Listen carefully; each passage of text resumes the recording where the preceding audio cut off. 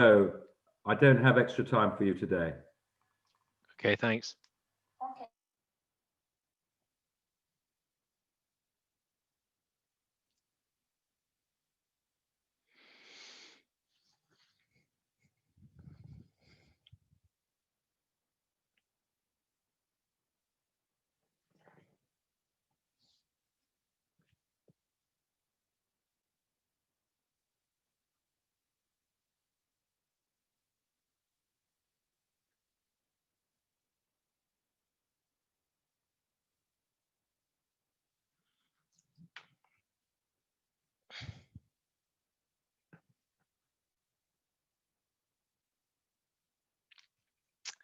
Hello, everyone. I'm just waiting for all the participants to come in to the meeting. The number is going up.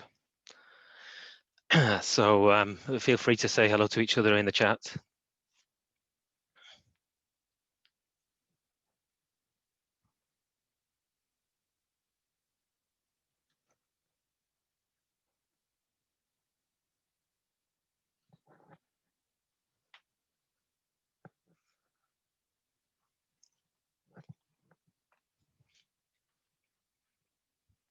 Okay, the number looks to be about stable now of people in the webinar. So welcome to this London Language Flow session on using your language skills to forge a translation career in the EU. Can you all hear me? If somebody can say yes in the chat.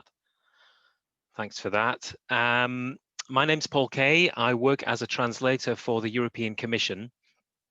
The European Commission is one of the bodies or institutions that makes up the governing administrative structures of the European Union. And what I want to do in this talk is to talk about translation and how we go about translation in the EU institutions, what it's like to work there, and then of course to talk about the career opportunities that we have that might be of interest to people like you with language skills. So I've got a PowerPoint presentation that will last about 35 minutes or so, and then we'll have the remaining time of this 45-minute session after that for questions. I'm not going to be able to check the chat during the talk. Apologies in advance for that.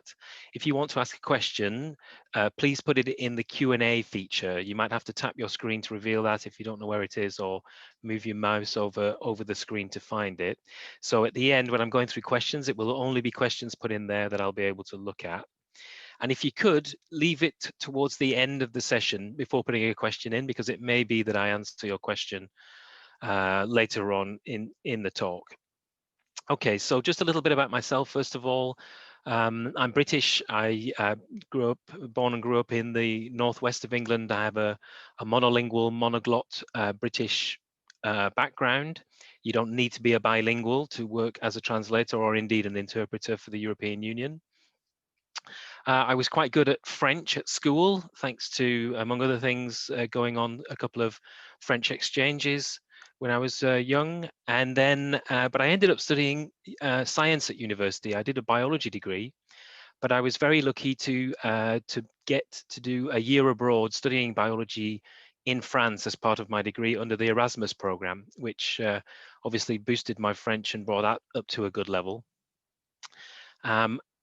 After university, I moved to Slovakia in Central Europe, where I started work as an English teacher, and I started learning the language there, and I threw myself into it. I didn't have any family or any other connections to the language. It was completely new to me, but I was immersed and I was young, and I started to learn that language. And after I'd learnt it and got fairly good at it, I started to do other work. I worked as a journalist, and then I started to do some freelance translation, the first translation I ever did before I actually really knew what I was doing in terms of being a translator. But after a few years there, I came back to the UK. I did some further study, and I ended up working for 10 years as an environment policy journalist, which was writing about European environment policy making and following EU decision making on environment policy. And it was with that job that I actually moved to live in Brussels and to work in Brussels as a journalist. And after a few years doing that, I then saw that the EU itself, the EU's institutions, were recruiting translators, and we recruit our translators mainly, or we did then mainly through a process of civil service examination, so an open competition procedure where you enter the competition and you have to do a series of tests and see how you do, and I'm going to describe that later on. And you need to have two languages. So you need to have two source languages. You need to be able to translate from two different languages. And by then my Slovak was very good. My French was still okay. And so I applied with those two languages to translate into English. And I passed the test. And about 12 years ago now, I started working as a translator for the European Commission. So that's how I ended up in this post. So I'm now going to go into the presentation. So I'm going to be sharing my screen now. There we go. And I hope you can see that. I can no longer see the chat. So I'm going to be just hoping that you can see it. So translating for the European Union. The European Union is that group of, well, I used to say 28 countries. It's now 27 countries that work together for mutual benefit in lots of ways. That body, the European Union, has an administration, a governing structure that is made up of these institutions, such as the European Commission that I work for, but others as well that you'll see shortly. And those 27 countries, of course, all use different languages nationally and at national level. And if you take all the languages that they use in an official way, more or less all of them, and you add them together, and these languages are used in the context of the European Union, and they are what's known as the European Union's official languages. And there are 24 of them. So the European Union operates with 24 official languages. What does that mean to say they're official languages? Well, it means that all of the laws that the European Union produces on whatever subject it is have to appear in all 24 of these official languages. It means that if a citizen or indeed a government wants to write to any of the bodies of the European Union with a complaint or a question or whatever it is, they can do so in any of those 24 languages, and they're entitled to a reply in that language. But also in the European Parliament. So when members of the European Parliament are meeting to discuss whatever they discuss, they can use any of those 24 languages in the discussion, and there is interpreting into and out of those 24 languages. So that's what the official languages are there for. And of course, that creates an awful lot of work for translators and interpreters that know those languages in order to be able to translate and interpret between them. So that's the broader linguistic concept that we're working in. But of those 24 languages, there are 3 languages that we call procedural languages. They're English, French, and German. These are the languages that we use for internal working purposes. So when the bureaucrats behind the EU system are having meetings together, or we're writing papers or notes or whatever it is to do our daily work, we can use English, French, or German to do that. In practice, English very heavily predominates as the main procedural internal working language of the European Union. And Brexit won't affect that, I don't think. Certainly the number of official languages will be 24 from the 1st of January next year. I can't see English being removed from that list, and I can't see English being supplanted as the main internal working language of the European Union for quite a long time yet, if at all. What are those languages? What are the 24 official languages? Here they are, not in English, but each one is in the language of the language. There are 24 there. You will recognize things like Français, Espanol, Deutsch, you know, what we might call the big languages, the ones that are studied at school and university, but also languages like Malti, Esti, Hrvatski, Svenska. You might call them smaller languages. They have equal status in our system. All our laws have to be produced in those languages. And again, in debates in the European Parliament, we need interpreting into and out of those languages. So if you know any of those languages, or if you know 3 of these languages, one of which to a native level ability, then there's a good chance that you would be eligible to apply to work for us. So they're the languages that we're working with. What kind of subject matter do we deal with? Well, the European Union deals with a vast array of different policy areas, and that means that we translators, we get lots of documents to translate in those policy areas, and the interpreters have to interpret in meetings that cover those policy areas. So this slide just shows a few of them. You have top left there, foreign aid, on the top right, energy policy, in the center, agriculture policy, at the bottom, environment policy. All these subject areas we work with. It's good if people have got a knowledge of those areas when they come to work for us, but they don't have to, and you can work up expertise in these subject areas as you work on them. So that's the languages and the subject area that we work with. I said that the European Commission is one of several institutions making up the EU administration. This slide shows some of the others.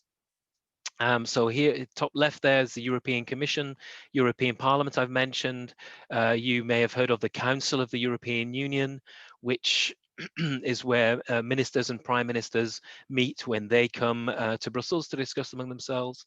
Then on the left in the middle there is Curia, that's the European Court of Justice, and the various other institutions, and all these together make up the EU's governing structures, but they each operate relatively autonomously from each other, and they have separate staff.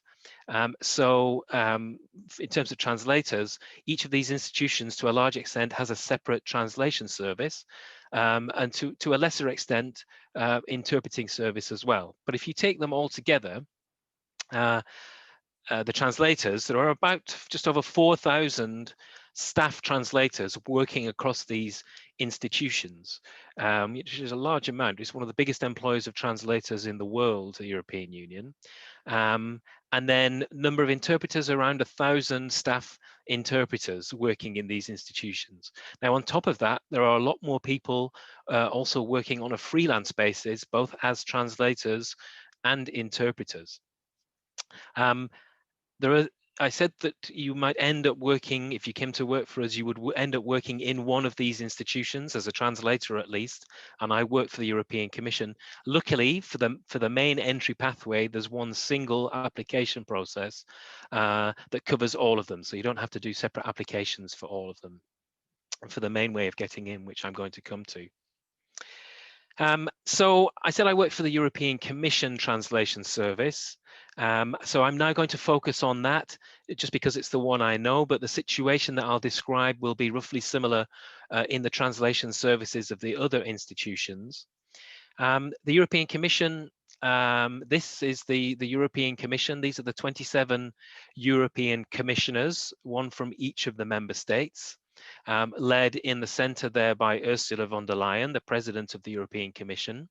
And so this is the organization, the particular institution that I work for, and I work for its translation service. So my job is translating documents from different languages into English, which helps the work that's going on behind these individuals. Of course, there's a vast number of officials behind these people, all of whom are responsible for different policy areas within the European Commission. And the translation service of the European Commission is known as the Directorate-General for Translation, or DG Translation for short. Here's a little bit of information about it. We have about 2,000 staff. 70% of those are translators like me. The rest are support staff, management, assistants, which is sort of secretarial roles, outreach roles. Over 2/3 of our staff are women, and over half of them actually are based in offices in Luxembourg.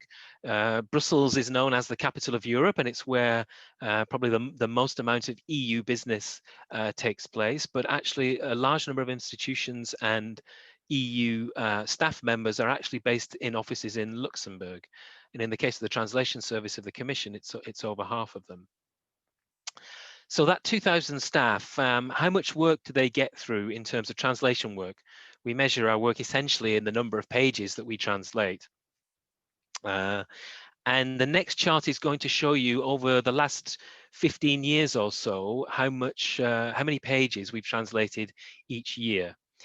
If you look at the left there, 2006, and on the right, 2009, the height of the column represents the number of pages that we've translated. So you can imagine that column as a physical pile of paper documents that we have to translate each year. And the scale on the left-hand side shows that that 2019 figure is just under 2 million pages, 1.9 million pages that we translated last year. The light blue figure is the amount that was translated by our freelance translation capacity. And the dark blue is the amount translated by people like me who are on staff working in an office in Brussels or Luxembourg. Our freelance translators can be based anywhere, and I'll come on to that. Then the line at the top, the green line at the top, is the number of staff, and the indicators on the right-hand side there. From a high in 2012, the number of staff has actually been falling gently but steadily since then. And it's true that our staff numbers, which are responding to the various challenges that Europe has faced economically over the last few years, are falling or on a downward trend. That doesn't mean that we're not recruiting people. People are retiring all the time or leaving, and we still need to recruit to replace them. So that doesn't mean we're not recruiting. Okay, so I'm now going to divide up that 1.9 million pages and show you how much is translated into the different languages. I said that the EU has 24 official languages, and that means that we have to translate into and out of those 24 different languages.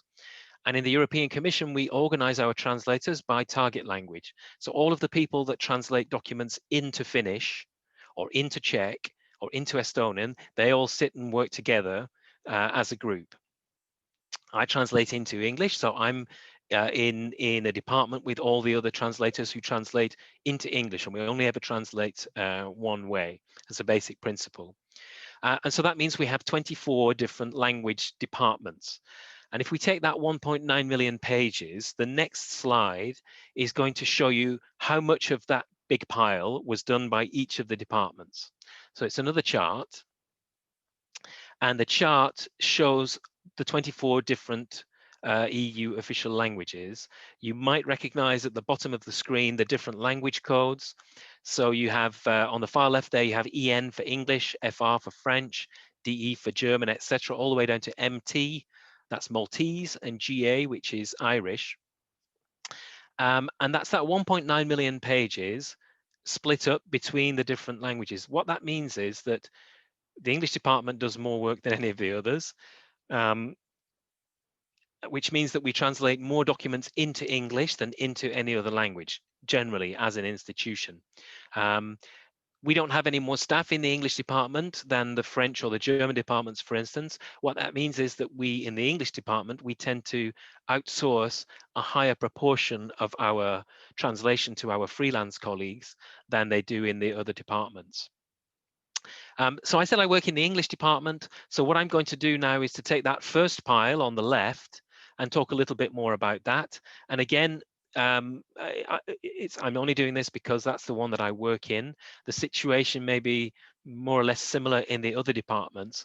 But the important thing to take from this slide is that whatever your best language is, your native language or your main language, if you see it here, if you translate into Croatian or into Bulgarian or into Greek or into Polish, any of those languages, that means there's a pile of work there to be translated into that language that you could help with and apply to work as a translator. I'm going to go into the English pile here only because I translate into English.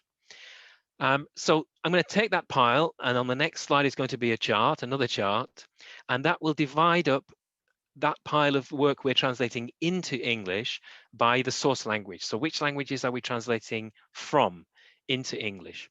So this is another chart, and it's the penultimate one, so stay with me. Last 2018, that's the most recent figures I have, the English department translated 163,000 pages into English. And we have, well, we had a little bit more now then, but at the moment we have about 110 translators in the English department. So 110 people based at our offices in Brussels and in Luxembourg who are translating documents into English. And these are the languages that they translated from.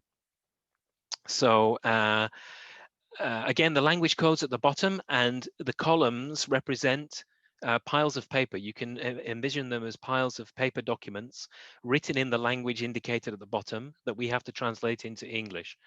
So the biggest pile of documents we have is German. So we have more German to translate into English than any other language. The second one is ES for Spanish. So we have a huge amount of Spanish that we need to translate into English. The third one, if you can see the code at the bottom there, EL, some of you will know that that stands for Greek. EL is the Greek language. We have a huge pile of Greek documents that we need to translate into English. And then the fourth pile there is French. A lot of you perhaps assumed that French into English would be the biggest amount of work. It's not. It's only the fourth biggest pile after German, Spanish, and Greek.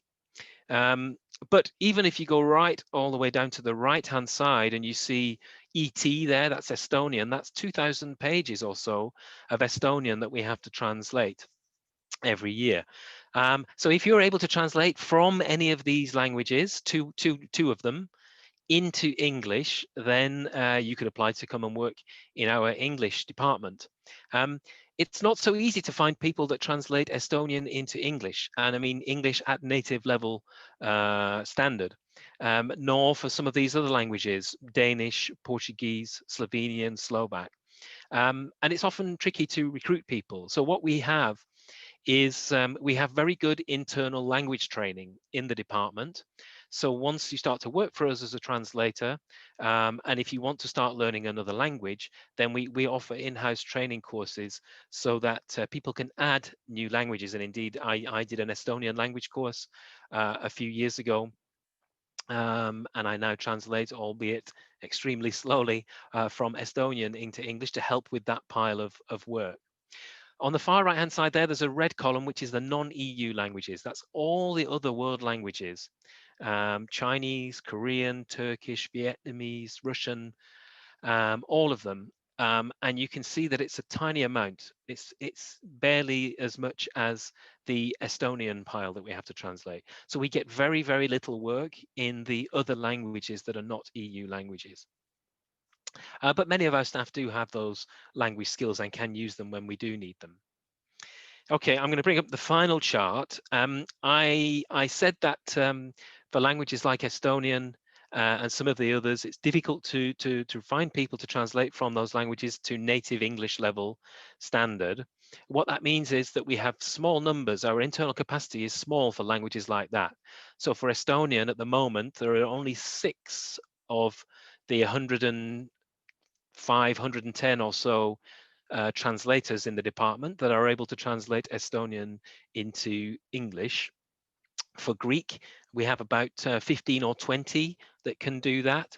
And if you map the demand that you see there, the amount of documents we have to translate, along with our capacity in each of those languages, then you get the following graph.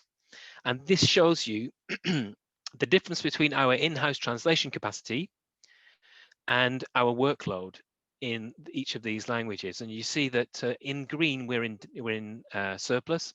So for French, we get a lot of French. You saw the pile, but we have a lot of staff that can translate from French, so we're quite well covered. That doesn't mean that we don't recruit people that have French. I was recruited and French was one of my languages.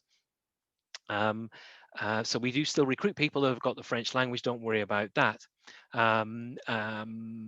But if you look on the right-hand side, you see these red columns. These are the languages where we have a deficit of internal capacity. So Greek is our most deficit because of the volume of work we have from Greek. And indeed, I'm actually currently on a Greek language course, learning Greek, so that eventually I can start to contribute to translating documents in that pile into English. What that means is that when we are training our colleagues in new languages, we tend to focus on these languages that are on the red-hand side of this chart. But it also means that when we're outsourcing work, we generally end up outsourcing to our freelance contractors more work that's on the red hand side of this chart in these languages than on the left hand side. But we outsource documents in all languages. Again, I'm going to come to that shortly. That's a little bit about what it's like to work in the English language department. I've talked about translation and pages of translation. We offer other products and services to our clients who are staff members of the European Commission. I won't go through these, but that's just to show you that we do more than just translation, and that means there's more variety of work to do. And the translation service as a whole, DG Translation, as well as working mainly for our internal audience, we also do outreach to the outside world. And I'm not going to go through these either, but these depict some of the schemes that we have for outreach. We have links with schools and universities. We run a young translator of the year contest for 17-year-olds. We organize seminars and conferences on themes around translation for the wider translation industry. We have something called e-translation. We've developed our own machine translation service. We're not allowed to use Google Translate internally, but we recognize the value of machine translation for our work. And so we've developed our own version of that kind of thing that we call e-translation, which is also available for certain outside organizations to use. So again, if you come to work for us, you won't be sitting at an office typing translations all day. There's opportunities to get involved in other activities that we do as a translation service as a whole. Okay, so I'm now going to talk about the job opportunities for the last 10 minutes or so of the talk. We have 5 basic routes in. We have permanent jobs for people who then become what's known as an EU official, a bureaucrat, a fonctionnaire in French. And then we have temporary staff and we have contract staff. These are people who work in the same offices as our permanent staff. Our permanent staff are based in an office in Brussels or in Luxembourg. There's no way around that. You can't do that from somewhere else. You're based in an office in Brussels or Luxembourg. And then we have temporary and contract staff who come to work on a fixed term, for a fixed term period, for a fixed term at the same offices. So in the same offices in Brussels or Luxembourg. So those first 3 categories, you're working in an office in Brussels or Luxembourg. The temporary and contract staff on a fixed term, with just a slight difference in salary. Then we have external contractors. They're our freelance translators, and they can be based anywhere. They can also be any nationality, and that will be important in the Brexit comments that I'll make shortly. And then finally, we have traineeships, internships, or stage as they're known in the EU system. So I'm going to go through each of these, and I'll take the first one, the permanent job. So working as an EU official. What can we offer you? Well, it's a good starting salary. I won't read it out, but in the world of translation, that's a very good starting salary. We have good leave entitlement. We've got varied and challenging work, which I've mentioned. Job security, at least if you're on one of the permanent contracts. And it's a multicultural, multilingual environment to work in. Brussels and Luxembourg are both very, very interesting, nice places to work.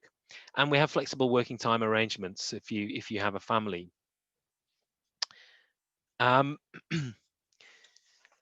For the permanent roles, in fact, for the permanent and the fixed term jobs, for those first 3 categories, what are the basic recruitment criteria? You have to be an EU citizen, and there's no way around that. You have to have a passport of an EU country. If you, I can't hear you, but I can almost hear the groans coming from those of you who are UK citizens with no other passport from another EU country. If you are eligible for any passport of any other EU country, I would recommend that you, if you're not already, that you apply for it, and that would make you eligible to apply for these roles. So you have to be an EU citizen. You have to have a university degree, and that can be in languages or it can be in another field. I don't have a language degree. You don't need professional experience to as a basic entry requirement, and in fact I had very little when I applied and got in.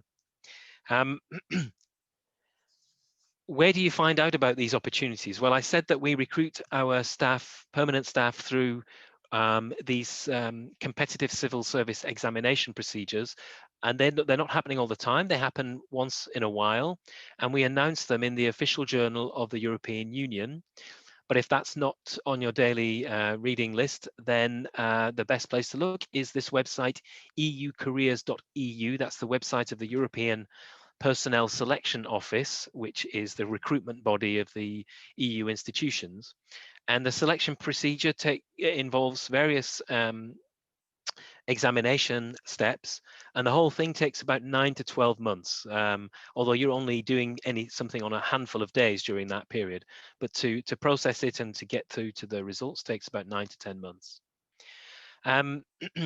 That process in a little bit more detail, you can see much more detail at the EU Careers website. But essentially, you create an account on that website and you apply when we have one of these competitions where we're appealing for translators to come and do these tests. And they start off with some computer-based pre-selection tests in your first language. So for me, that would be English. And they are things like numerical reasoning, abstract reasoning, verbal reasoning. A lot of big employers do these kinds of things.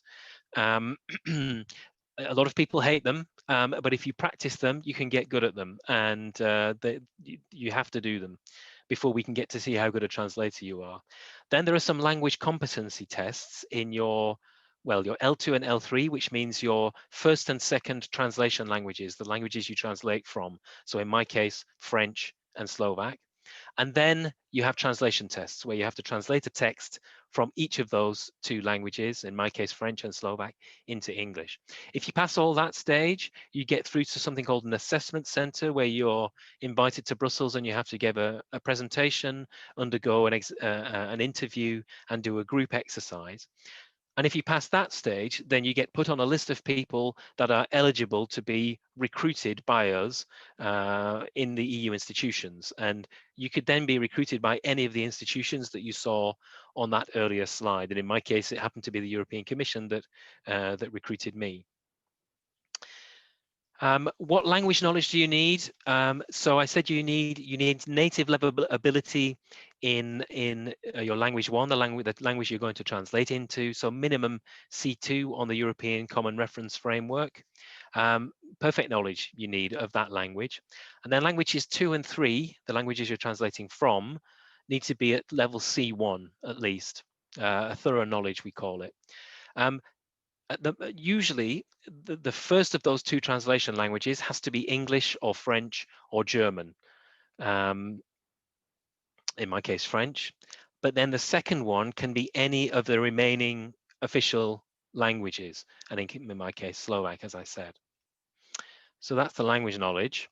What are the skills? I've said that you don't need a degree in languages. You don't need a qualification in translation to apply for us as a basic requirement. Very many of my colleagues have got one.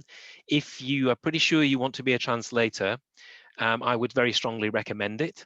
And it looks very good on a CV when our recruiters are looking at your CVs, which they do at the end of the process I outlined. Subject area knowledge is not required, but it's useful. At those links there, which you can get to through the EU Careers link, which I'll also show at the end, you can see more about those different profiles and what we need. The temporary staff, so these are people on fixed term contracts. They tend to be recruited by the individual institutions, sometimes being supported by EPSO. Check that link there, which is that EU Careers link.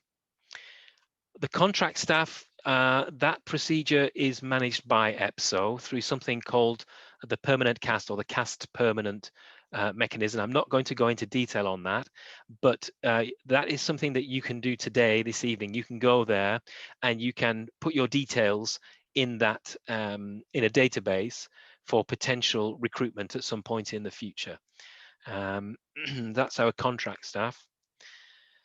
For our freelance staff, well,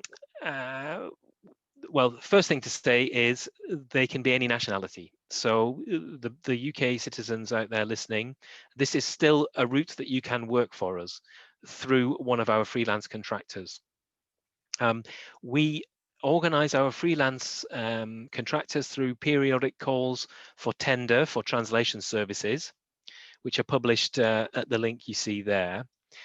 We've just completed one process, and since the 1st of July this year, we've had a set of contracts in place that are going to be in place now for the next few years. So there isn't an opportunity in the next couple of years to apply to be directly a freelance contractor with us. But if you go to the link that you see there, you can see the list of contractors that we have for the different language combinations, and there's nothing stopping you contacting those organizations or individuals to see if they need any help with their work. And also in the document that you'll get there, it also shows the rate that we pay per page of translation to those contractors, which is also pretty useful information if you're working as a freelance translator. And then finally, the traineeships. These are internships, as I said. They last for about 5 months. We have 2 of them a year, so 2 intakes a year, March and October. They're only for university graduates, so you have to graduate first. They're for EU citizens, but there are a limited number for non-EU nationals. So again, Brits who are listening who don't have another EU passport, this is something you can still apply for, although EU citizens get priority in the process, but you can still apply for those. You still have to be able to translate from 2 EU languages into your main language, like our normal staff do. And you come and work in our offices alongside the normal staff. And there's a monthly grant. It's about 1,000 or 1,100 euros, I think, which is not bad for an internship. And that's the link for those, or just Google EU traineeships and you should get to it. That's it. Thanks very much for listening. I've just gone over the 35 minutes. I'm now going to switch to questions. I probably won't get through them. If there are any questions that I don't get through, you can see my Twitter handle there at the bottom. Send me a tweet with a question and I'll do my best to answer it at some point. I will just, before I go into the questions, I'll bring up the last slide I have, which if you want to take a screenshot of that or take a photograph of that, that's got some social media links to the European Commission's translation pages and activities.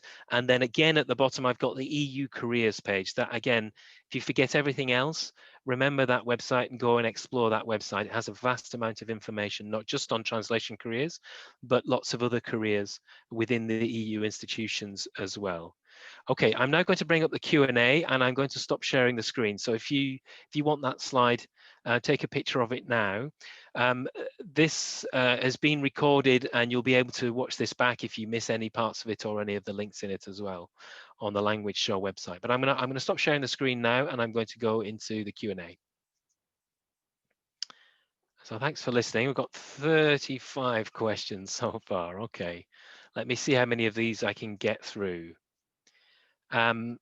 Okay, would I have a higher chance of getting in as a contractor rather than through the concours?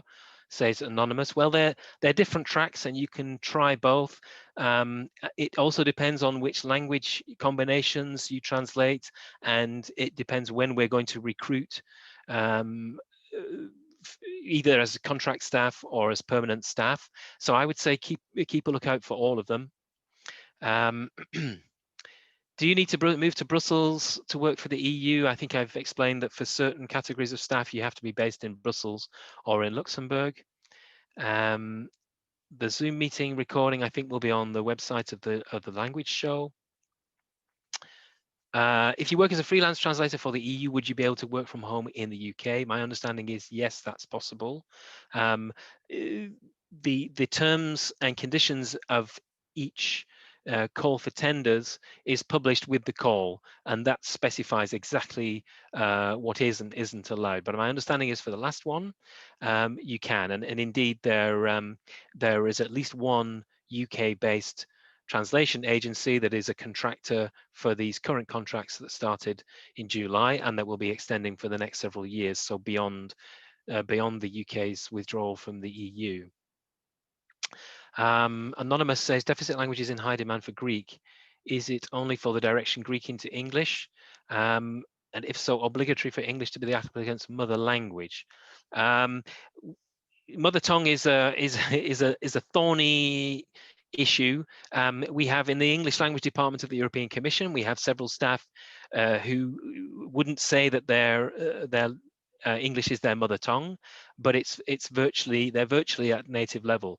There is also a Greek language department that translates into Greek, and their translation is mainly from English into Greek, and so that anonymous attendee could also apply for that. But apply for any language that you think you can translate into, and the testing procedure that you go through we'll find out whether you're able to translate to the level that we require in that language. I didn't dwell on it, but for the temporary and the contract staff, the application procedures for those, there is a testing procedure in those. It's not as long or as onerous as the one for the permanent staff, but it does include translation tests.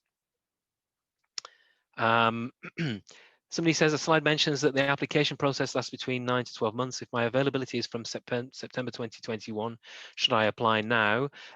Yes, absolutely. Absolutely. If you see on the website that we have an open competition and that you are eligible for that competition and it covers the languages that you can do, absolutely, because it would be at least a year before you would then be asked to come and be recruited. So I would absolutely say yes to that question. I should say at this point as well, there may be some people in the audience who have already tried the competition process, the concours as we sometimes call it, and some people are very daunted by it. I would say, number one, don't be daunted by it.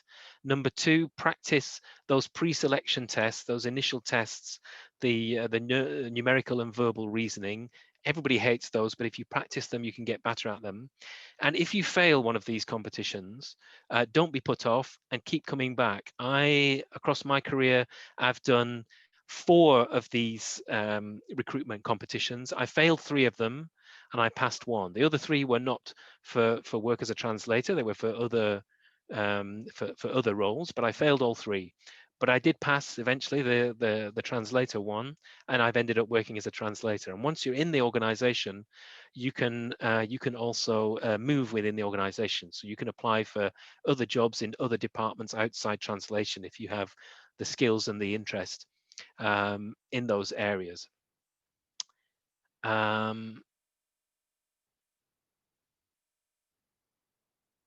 Teresa, how easy is it for an individual freelance translator to get work with the EU? Yeah, under the new system that we had for this current, the COVID tenders that's just closed, it's more difficult. I must say it's more difficult for individuals to get work. You have to form a consortium with other translators and put a group bid in. I don't have any particular tips. You're saying hints for individuals. I'm afraid I don't, Teresa. I've never had to work in that route, so I wouldn't know. Maybe you could try one of the bodies such as the ITI or the CIOL, where you'll have individuals that will have perhaps had to face this kind of situation. Lauren, with the surname as me, are there less jobs with the EC available now that we are coming out of the EU? Well, Lauren, if you are a UK citizen without an EU passport, I hope you'll have seen from the talk that you can't apply for the permanent roles and not for the temporary or contract agent roles either, certainly at the moment on those last 2. So the answer is yes. If you want to work as a translator, the only route, if you only have a UK passport, is through the freelance translator route. I should also say at this point, organizations like the UN employ a lot of translators in a similar institutional setting. The UK, as far as I know, isn't yet declaring that it's going to leave the UN, so hopefully we'll remain a member of that for a while, and that's somewhere that you could also apply for. What level of qualification do you need of the languages you want to translate from? You actually don't need any qualification. If you pass our tests, you're qualified. We don't look at the qualifications you have. We give you tests. If you pass them, you're qualified. Eleonora, what about non-EU languages like Albanian? when Albania joins or Kosovo joins the EU, then that language would become one of the official languages of the EU. At the moment, we have not very much demand for it internally, although you may find that as part of the procedure of applying to be part of the EU, that there is work through the Albanian government involved in translating EU documentation. Leo says, why such a workload from Greek? Essentially, it's because we have two member states that use Greek, Cyprus and Greece, and the Greek crisis of several years ago created an awful lot of reporting requirements. So we get a lot of documentation that the Greek government sends to us in Greek, which has to be translated so that our officials can understand it. Some of them understand Greek already, but not all of them that need to read the documents. So it needs to be translated, and it generally gets translated into English. So that's why we have a huge pile of Greek to translate. Our in-house language courses offered for staff interpreters. There have been talks by my interpreter colleagues as part of this event. I would say for that, look at one of their talks or contact our interpreting colleagues. I don't know. I think there are. Copy of the slides via email. I'm afraid unless the language show can do that, I can't do that, I'm afraid, but you should be able to go back and watch again on the website. Ross Smith, I'm a British citizen without another EU passport. I do have residency in Spain. Is that enough? No, you need citizenship of whichever country you're talking about. Greek courses recommend open to the public. I'm afraid I can't. I'm on an internal course and my teacher is excellent, but I don't know about courses that are open to the public, I'm afraid. Lorenzo, how come we have too few translators able to translate into English from Portuguese? Yeah, I mean, I think it's a good question. It's kind of about the language mix that our staff bring, and then when people retire, and sometimes we have like a number of people that know a particular language somehow tend to retire at around the same time, so we suddenly find ourselves at a deficit in certain languages. But I don't think as many people study Portuguese as study French, German, Spanish. I'm a native English speaker with fluent French. I'm improving my heritage language. Considering the surplus of French translators, would it be easy to get recruited after becoming fluent in my target language?